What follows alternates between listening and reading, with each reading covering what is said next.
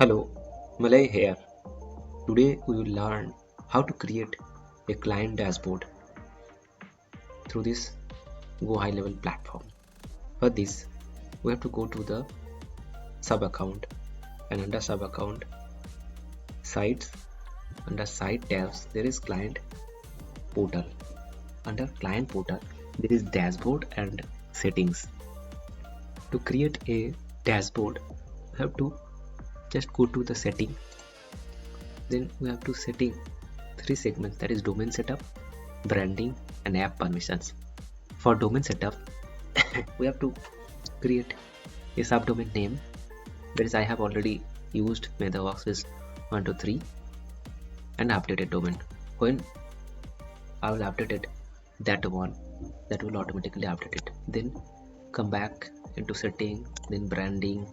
Branding, I have entered few details, and as per my information, favicon, portal image I have uploaded, banner image, logo I have uploaded, and copyrighted I can edit here as per my requirement.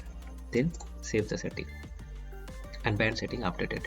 Then come to the back and app permissions. There is 3 app permissions was there. I can tick out from these segments, but I am going to tick all of 3 and select default landing page. I can choose another one, but I can choose home page and save setting. Then automatically your permission are updated successfully. Now I have to come to the dashboard setting. When I will come to the dashboard setting, there I am going to log in through my email ID.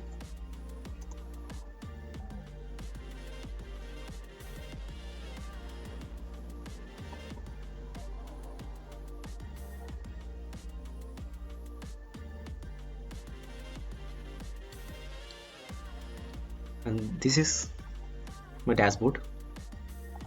This is client dashboard, and here there are informations regarding email, phone number, locations and social links, and 3 sections, that is group, courses and affiliate earning will be controlled from this segment.